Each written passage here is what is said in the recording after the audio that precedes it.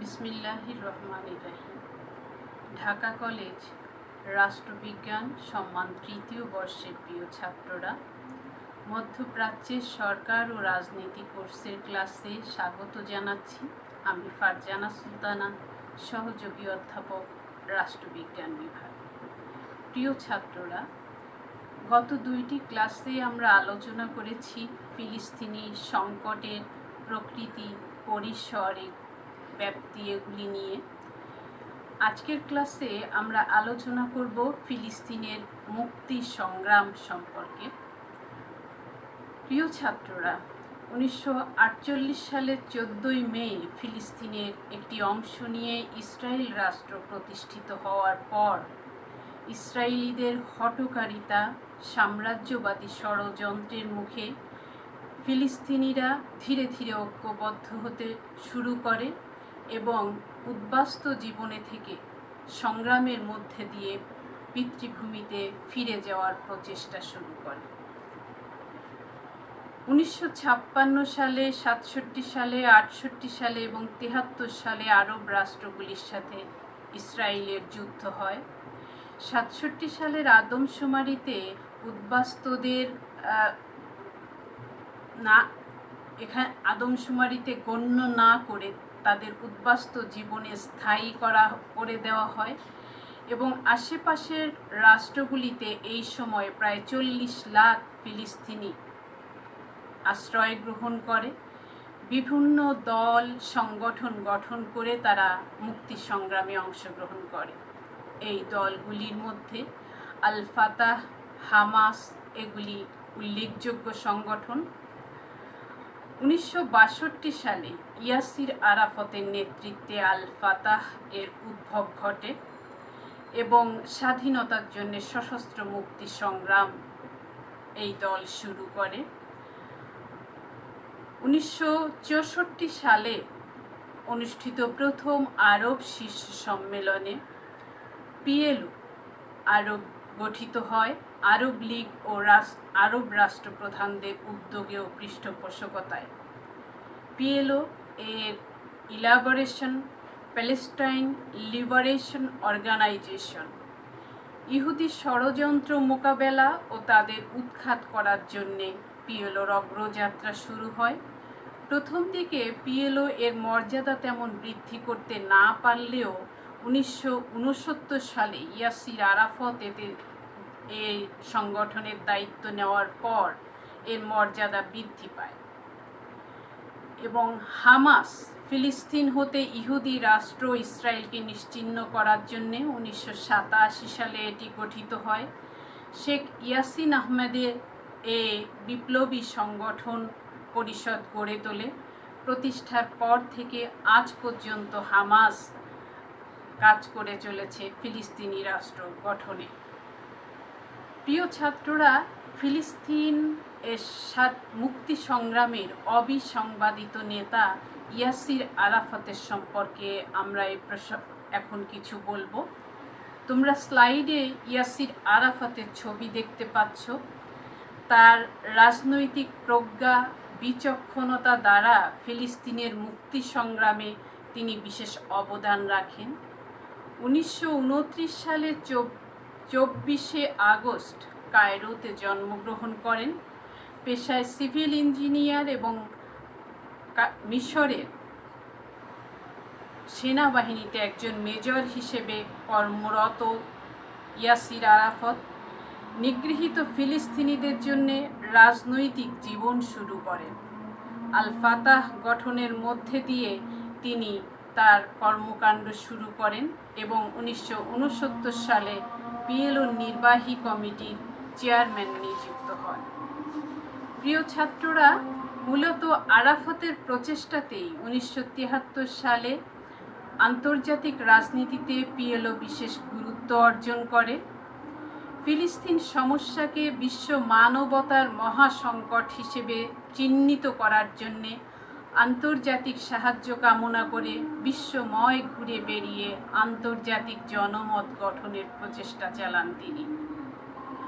তার প্রচেষ্টায় 1974 সালে জাতিসংঘের সাধারণ পরিষদে পর্যবেক্ষক ভূখণ্ড হিসেবে প্যালেস্টাইন দায়িত্ব পালন করে।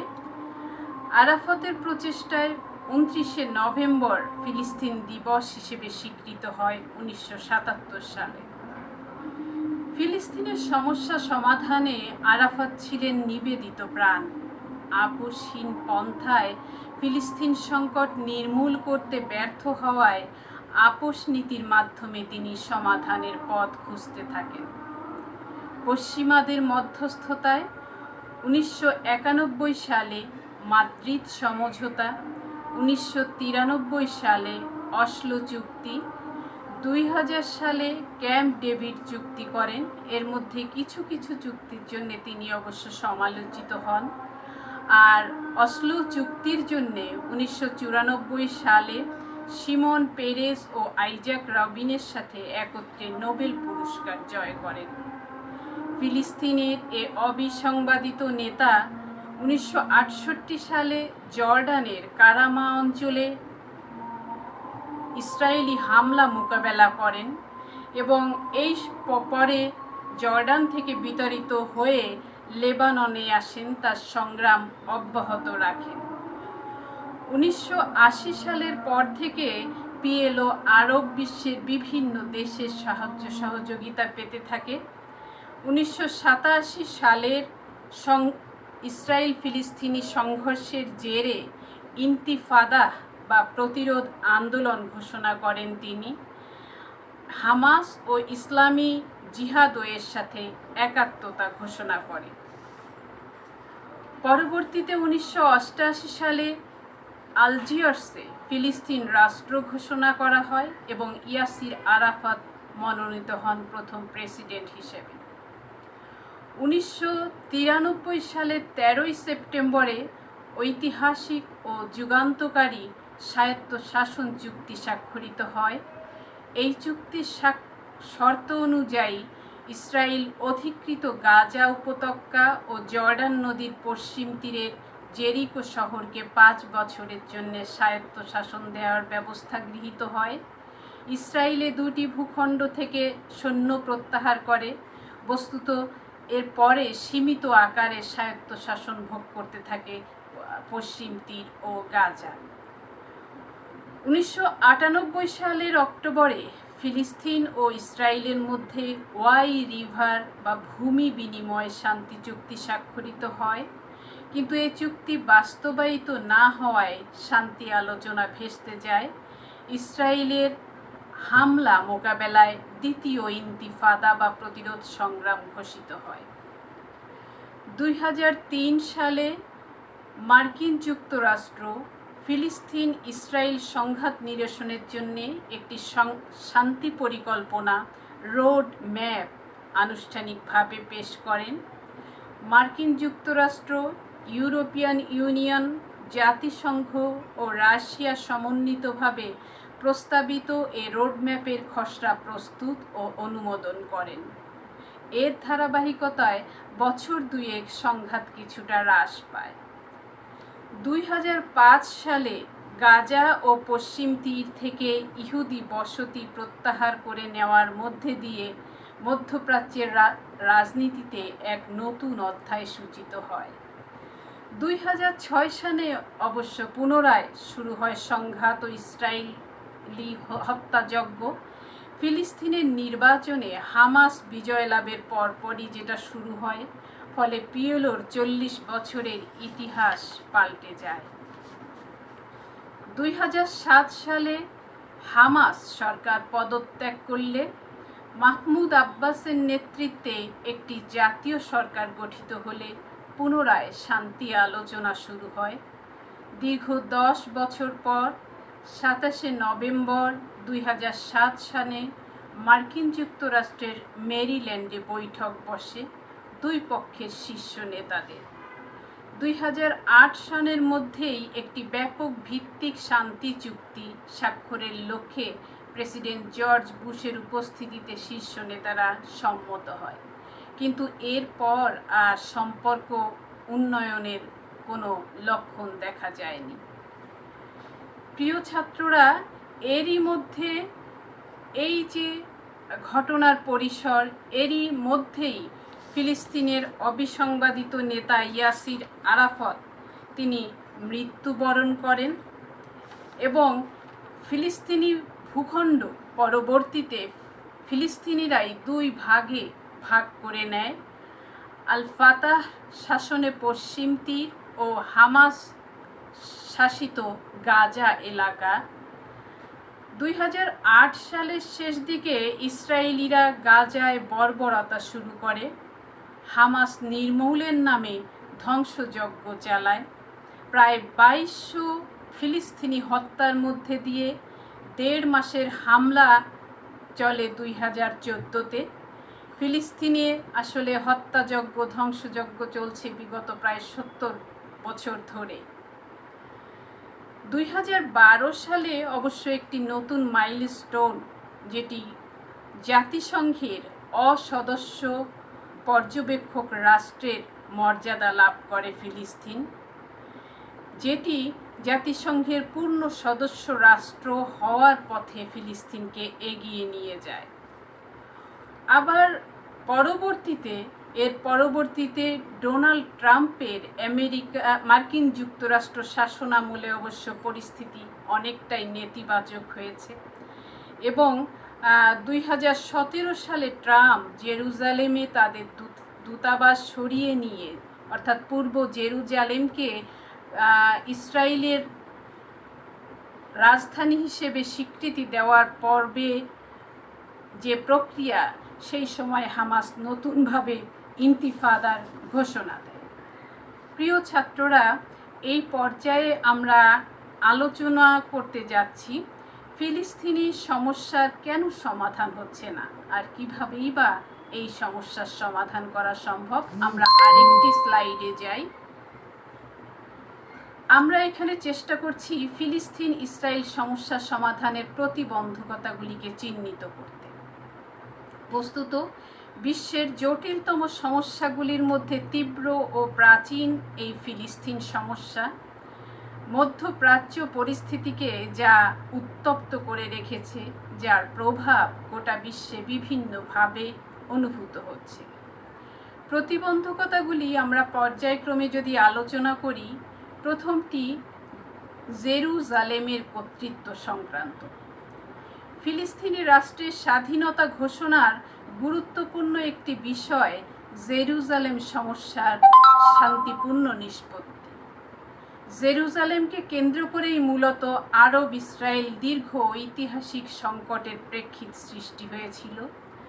ধর্মীয় অনুভূতির থেকে ইহুদি এবং মুসলিম উভয়ের জন্যেই গুরুত্বপূর্ণ এই জায়গা। ফিলিস্তিনিরা বরাবরই পূর্ব জেরুজালেমকে তাদের রাজধানী দাবি করে, এদিকে ইসরায়েলও তাদের রাজধানী হিসেবে এই জেরুজালেমকে চিহ্নিত করে এবং ডোনাল্ড ট্রাম্পের ইহুদি দাবির প্রতি সমর্থনে পরিস্থিতি এখন বিস্ফোরণমুখ। এই সমস্যাকে ধামাচাপা দিয়ে গ্রহণযোগ্য সমাধান পাওয়া কঠিন। ফিলিস্তিনের উদ্বাস্তু সমস্যা। ইসরায়েল রাষ্ট্র সৃষ্টির সাথে যুক্ত ফিলিস্তিনের যে উদ্বাস্তু সমস্যা, তা শান্তি চুক্তি বাস্তবায়নের একটি প্রতিবন্ধক। বিশ্বের প্রায় 15 লক্ষ ফিলিস্তিনি উদ্বাস্তুকে পুনর্বাসনের দাবিতে পিএলও অনড়। অন্যদিকে ইসরায়েল বরাবর এই দাবির বিরোধিতাকারী। সুতরাং এটিও একটি বড় সমস্যা। ফিলিস্তিনের রাজনৈতিক গুরুত্বের দিকে যদি আমরা তাকাই, এটি একটি বড় বিষয় আলোচনা করা। বস্তুত ফিলিস্তিনের যে ভৌগোলিক অবস্থান আর প্রাকৃতিক সম্পদ, বিশেষত তেলের প্রাচুর্যের কারণে বিশ্ব রাজনীতিতে মধ্যপ্রাচ্য, তোমরা জানো, বিশেষ গুরুত্বপূর্ণ। সুয়েজ খাল খননের ফলে জলপথে আন্তর্জাতিক বাণিজ্য চলাচলে ফিলিস্তিনি অঞ্চল অত্যন্ত গুরুত্বপূর্ণ স্থান হিসেবে পরিগণিত। এখান থেকে জল, স্থল ও আকাশপথে স্বল্প দূরত্বে 3 মহাদেশের সাথে যোগাযোগ করা যায়। এ অঞ্চলের এই গুরুত্বপূর্ণ নৌপথ, হরমুজ প্রণালী, বাব আল মান্দের প্রণালী ইত্যাদি আন্তর্জাতিক যোগাযোগের পথ রয়েছে। বিশ্ব জ্বালানির প্রায় ৭৬% মধ্যপ্রাচ্যে মজুদ, আর এই তেলের সুষ্ঠু সরবরাহের উপরেই বিশ্ব অর্থনীতির স্থিতিশীলতা বিদ্যমান। শিল্পপ্রধান পাশ্চাত্য দেশগুলি তাই এই অঞ্চলে প্রভাব বিস্তারে সচেষ্ট ও মিত্র ইসরায়েলকে সক্রিয়ভাবে সাহায্য দিয়ে যাচ্ছে, যা স্বাধীন ফিলিস্তিন রাষ্ট্র প্রতিষ্ঠার মুখ্য অন্তরায়। মধ্যপ্রাচ্যে নিয়ন্ত্রণ বজায় থাকলে একদিকে বিশ্বের বিভিন্ন এলাকা নিয়ন্ত্রণে থাকবে, অন্যদিকে তেলের উপরেও নিয়ন্ত্রণ বজায় থাকবে। এই বিশাল রাজনৈতিক গুরুত্ব থাকার কারণে পরাশক্তিগুলি চায় মধ্যপ্রাচ্যকে অস্থিতিশীল রাখতে এবং সেই পরিসরে ফিলিস্তিনি সমস্যাকে জিইয়ে রাখা একটি প্রবণতা আমরা দেখতে পাই, যা ফিলিস্তিনের সমস্যা সমাধানের একটি বড় প্রতিবন্ধকতা। প্রিয় ছাত্ররা, এরপর আমরা তাকাই মার্কিন স্বার্থ এই পয়েন্টটির দিকে। বস্তুত মধ্যপ্রাচ্য শান্তি স্থাপনে ফিলিস্তিনের স্বাধীনতা সংগ্রামের পথে মুখ্য যে প্রতিবন্ধকতা, সেটি মার্কিন যুক্তরাষ্ট্রের অর্থনৈতিক, রাজনৈতিক ও সামরিক স্বার্থ। মধ্যপ্রাচ্যে নিয়ন্ত্রণ প্রতিষ্ঠার জন্যেই ইসরায়েলকে সৃষ্টি এবং টিকিয়ে রাখার ক্ষেত্রে সকল প্রকার সহযোগিতা প্রদান করে মার্কিন যুক্তরাষ্ট্র।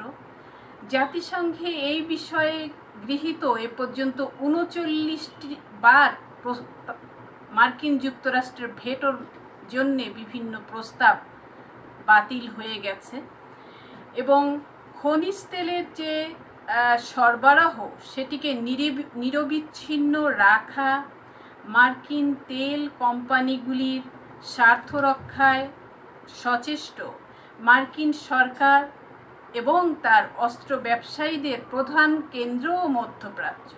তো মার্কিন সরকার এই স্বার্থগুলি সংরক্ষণের জন্যে প্যালেস্টাইনে দীর্ঘস্থায়ী সমস্যা তৈরির লক্ষ্যে ইসরায়েলকে সমরাস্ত্র সরবরাহ করে।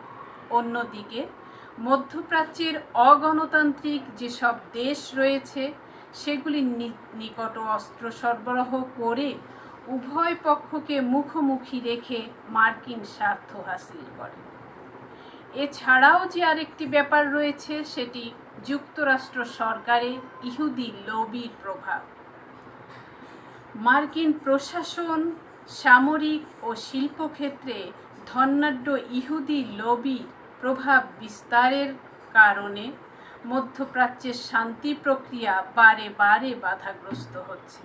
প্রিয় ছাত্ররা, ক্লিন্টন সরকারের শেষ দিকে মধ্যপ্রাচ্যে শান্তি স্থাপন প্রক্রিয়া বেশ আশার আলো জ্বালিয়েছিল। পরবর্তীতে বুশ প্রশাসনের মধ্যপ্রাচ্য বিষয়ে কট্টর নীতির প্রতিফলন ঘটে, যেটি ছিল মার্কিন যুক্তরাষ্ট্রে ইহুদি লবির প্রভাব। ওবামা প্রশাসন ও কিছু আশা জাগিয়ে তেমন কিছুই এ বিষয়ে করতে পারেনি, আর ট্রাম্প প্রশাসন তো নির্বাচনী প্রতিশ্রুতিতেই ইসরায়েলের স্বার্থ রক্ষার অঙ্গীকারে করেছিল এবং তারই স্বাক্ষর হচ্ছে পূর্ব জেরুজালেমকে ইসরায়েলের রাজধানী হিসেবে স্বীকৃতি দেওয়া। প্রিয় ছাত্ররা, এরপর আমরা আরেকটি কারণ আলোচনা করি, ইন্তিফাদা আন্দোলন বা প্রতিরোধ আন্দোলন। এটি একটি পশ্চিমা দৃষ্টিভঙ্গি। কোনো জাতি গোষ্ঠী নির্যাতিত হলে প্রতিরোধ করার চেষ্টা ছাড়া তারা যে তাদের স্বাধীনতাকে অর্জন করতে পেরেছে, এই ইতিহাস পৃথিবীতে বিরল। ইসরায়েলের দখলদারিত্ব আর আগ্রাসনের বিরুদ্ধে ফিলিস্তিনি জঙ্গি গ্রুপগুলির, গেরিলা গ্রুপগুলির যে আন্দোলন, সেটি ইন্তিফাদা আন্দোলন। ফাতাহ ও হামাস এর এই আন্দোলনকে ফিলিস্তিন শান্তি প্রক্রিয়াকে ব্যাহত করার জন্য মার্কিন যুক্তরাষ্ট্র দায়ী করে। ফিলিস্তিন ইসরায়েল অস্ত্র বিরতির লক্ষ্যে এ পর্যন্ত বহু আন্তর্জাতিক উদ্যোগ নেওয়া হলেও সেগুলি যে ফলপ্রসূ হয়নি, এর পেছনে ইন্তিফাদাকেই দায়ী করে মার্কিন যুক্তরাষ্ট্র। শান্তি প্রক্রিয়া চলাকালে ফিলিস্তিনিরা নিহত হলে মার্কিন প্রশাসন চুপ করে থাকে। অন্যদিকে হামাস তাদের জনগণকে হত্যার প্রতিশোধ নিলে সন্ত্রাসী কর্মকাণ্ড বলে অভিহিত করে মার্কিন যুক্তরাষ্ট্র, এবং তাদেরই অভিমত যে হামাসের কারণে শান্তি প্রক্রিয়া ব্যাহত হচ্ছে। প্রিয়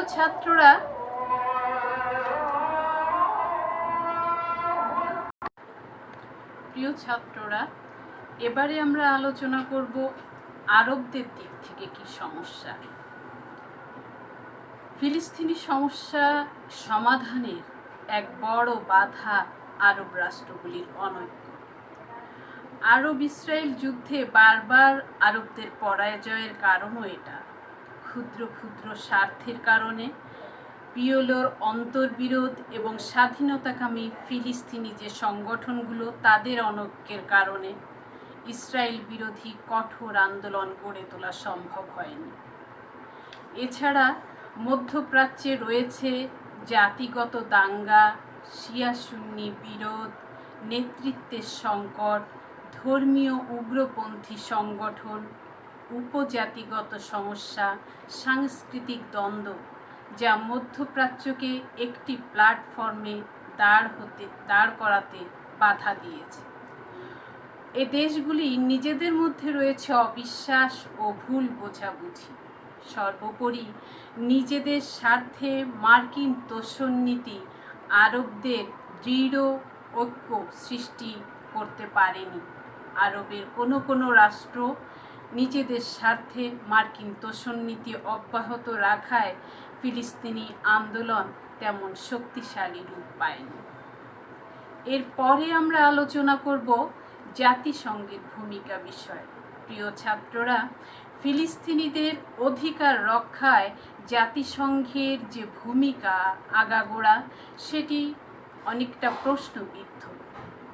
জাতিসংঘের প্রথম শান্তিরক্ষা বাহিনী মধ্যপ্রাচ্যে পৌঁছেছিল 1948 সালে, আর ফিলিস্তিনি ইসরায়েল সংঘর্ষের পর কিন্তু জাতিসংঘ শান্তিরক্ষকের ভূমিকা লাভ করেছে 1991 সালে।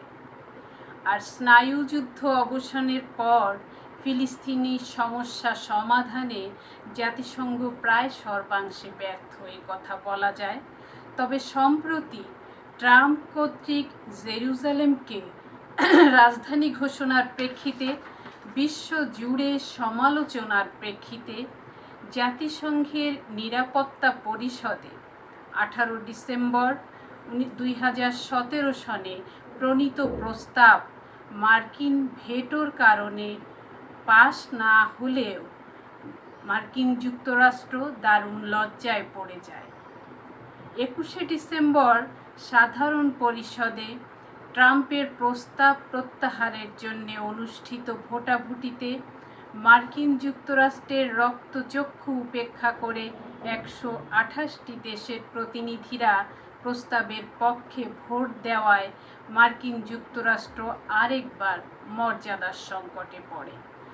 এ ধরনের শক্তিশালী উদ্যোগ গঠনের মাধ্যমে জাতিসংঘ নিষ্ক্রিয়তার তকমা কাটিয়ে উঠেছে কিছুটা অবশ্য। এবারে প্রিয় ছাত্ররা, আমরা আলোচনা করি যে এই সমস্যা সমাধানে কি সুপারিশ আমরা করতে পারি। ফিলিস্তিনের স্বাধীনতা ও সার্বভৌমত্ব নিশ্চিত করা ছাড়া মধ্যপ্রাচ্যে স্থায়ী শান্তি প্রক্রিয়া সম্ভব নয়। এই চ্যালেঞ্জ মোকাবেলায় যা করা যেতে পারে তার একটি হচ্ছে জেরুজালেমের কর্তৃত্ব বিষয়ে ওই ইতিহাসের ভিত্তিতে একটি গ্রহণযোগ্য সমাধানে পৌঁছাতে হবে বিবাদমান পক্ষগুলির। ইসরায়েলের প্রতি পক্ষপাতমূলক যে আচরণ আমেরিকা করে, সেটিকে পরিবর্তন করে মার্কিন যুক্তরাষ্ট্রকে নিরপেক্ষ ভূমিকা পালন করতে হবে। জাতিসংঘের শক্তিশালী ভূমিকা গ্রহণ সহ উভয় পক্ষকে নিয়ন্ত্রণ করার জন্যে শান্তি রক্ষা বাহিনী প্রেরণ করতে হবে। জাতিসংঘের তত্ত্বাবধানে একটি স্থায়ী শান্তি চুক্তি স্বাক্ষর করতে ও উভয় পক্ষকে তা বাস্তবায়নে এবং মানতে বাধ্য করতে হবে। ওআইসি এবং আরব লীগের শক্তিশালী ভূমিকা রাখতে হবে ইহুদিদের বা ইসরায়েলি আগ্রাসন বন্ধের ব্যাপারে। ফিলিস্তিনের যে সমস্যাগুলি, এগুলি ইসরায়েলের সাথে দ্বিপাক্ষিক আলোচনার মাধ্যমে সমাধানের প্রচেষ্টা অব্যাহত রাখতে হবে। ইসরায়েলি সামরিক তৎপরতা এবং ফিলিস্তিনি গেরিলা তৎপরতা বন্ধ করতে হবে। ফিলিস্তিনের যে উদ্বাস্তু সমস্যা, তার স্থায়ী সমাধানে প্রচেষ্ট হতে হবে। ফিলিস্তিনের যোগ্য নেতৃত্ব প্রতিষ্ঠা করতে হবে এবং হামাস, ফাতাহ এদের মধ্যে দ্বন্দ্ব দূর করতে হবে। এই বহুমুখী প্রচেষ্টার সাথে সাথে আরও যে সমস্ত পদক্ষেপ সময়ের সাথে আসবে, সেগুলি বিচক্ষণতার সাথে মোকাবেলা করে তবেই ফিলিস্তিন সমস্যার সমাধান সম্ভব। বস্তুত মধ্যপ্রাচ্যে ফিলিস্তিনের যে সমস্যা, সেটি আলাপ আলোচনার মধ্যে দিয়েই এর সমাধান সম্ভব। এই দীর্ঘস্থায়ী প্রক্রিয়া কখনো সবসময় অব্যাহত ছিল না। এই প্রচেষ্টা অব্যাহত রাখার মধ্যে দিয়ে একটি স্বাধীন ও সার্বভৌম ফিলিস্তিনি রাষ্ট্র সৃষ্টি এই সমস্যার সমাধান। প্রিয় ছাত্ররা, সাম্প্রতিক পরিসরে যদি আমরা একটু দৃষ্টি দেই, তাহলে দেখতে পাই যে মধ্যপ্রাচ্যের 3টি রাষ্ট্র ইসরায়েলের সাথে সম্পর্ক স্বাভাবিক করার পদক্ষেপ নিয়েছে। সম্প্রতি নেতানিয়াহু সৌদি আরব সফর করেছে এবং মোহাম্মদ বিন সালমানের সাথে যে বৈঠক করেছে, সেটির বিষয়টি এখনও যথেষ্ট স্পষ্ট নয়। এবং এর আরব আমিরাত এবং বাহরাইন এরা সম্পর্ক স্বাভাবিক করার পর সৌদি আরবও সেই একই পথে হাঁটছে, এরকমই মনে করা যাচ্ছে। এই যে ফিলিস্তিনের এই সমস্যার পরিসরে আমাদের কি করণীয়, সেই বিষয়ে যদি আমরা বলতে যাই, বাংলাদেশ বরাবরই ফিলিস্তিনি সমস্যার সমাধানে ফিলিস্তিনের স্বাধীনতাকামী জনগণের সাথে ছিল। কিছুদিন পূর্বেও আমাদের প্রধানমন্ত্রী ফিলিস্তিনের আলোচনা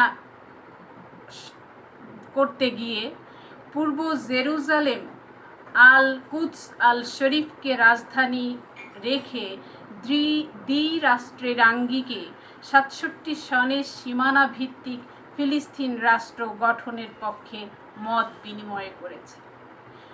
আজকের পরিসরে ফিলিস্তিনিদের যে জীবন, সেখানে দেখা যাচ্ছে যে এই বিশ্বময় করোনা ভাইরাস মোকাবেলায় করোনার টিকা সেখানে ফিলিস্তিনের জনগণেরা খুব অল্পই পাচ্ছে। এবং মধ্যপ্রাচ্যের এই যে মুসলিম জনগোষ্ঠী, এদের দীর্ঘকালের যে সংগ্রাম পিতৃভূমির স্বাধীনতার জন্যে, সেই পরিসর আসলে দিন দিন সংকুচিত হয়ে আসছে। যেটি গত ক্লাসে তোমাদেরকে বলেছিলাম যে জোনাথন কুক তার একটি বই disappearing Palestine, Israel's experiment in human disappear, এই গ্রন্থটিতে উল্লেখ করেছে। প্রিয় ছাত্ররা, মধ্যপ্রাচ্যের এই যে ট্র্যাজিক নাটক ফিলিস্তিন ইসরায়েল সংকট, এটি চলছে প্রায় 70 বছর ধরে। পরিবর্তন একদিন হবে, কিন্তু কবে, কিভাবে, জবাব দেওয়ার মতো পরিসর এখনও যথেষ্ট বিস্তৃত নয়, এখনও সংকীর্ণ। এবং এই 70 বছর ধরে জাতিসংঘের প্রতিশ্রুত যে ফিলিস্তিনি রাষ্ট্র, তা অধরাই রয়ে গেছে। আমরা কামনা করব যে আন্তর্জাতিক সম্প্রদায়ের দায়বদ্ধতা, আরব রাষ্ট্রগুলির সহযোগিতা, শক্তিশালী প্রচেষ্টা ফিলিস্তিনি জনগণের এই স্বাধীনতার এবং পিতৃভূমিকে অর্জনের, মানবিক জীবনযাপনের যে সংগ্রাম, সেই সংগ্রামে পাশে থেকে এই জটিল সমস্যা সমাধানে এগিয়ে যাবে। এর আলোচনার পাশাপাশি প্রিয় ছাত্ররা, তোমাদের আরেকটি বিষয়ে বলার প্রয়োজন অনুভব করছি। তোমরা জানো যে এই দ্বিতীয় পর্বের বৈশ্বিক যে করোনা পরিস্থিতি, তার মধ্যে আমরা অত্যন্ত কঠিন একটি সময় পার করছি। তো এই সময়ে তোমরা যতটা সম্ভব বিধি মেনে জীবনযাপন করবে, সাবধান থাকবে এবং যতটুকু সম্ভব একাডেমিক পর্যায়ে এগিয়ে যাওয়ার চেষ্টা করবে। প্রিয় ছাত্ররা, বাংলা নববর্ষ চলে আসছে। প্রথম রোজা এবং আমাদের বাংলা নববর্ষ একই দিনে। এই নতুন বছরে এবং শুভ রমাজানে আমাদের সুন্দর, সুস্থ, নিরাপদ জীবন কামনা করছি। তোমাদের মঙ্গল কামনা করে শেষ করছি।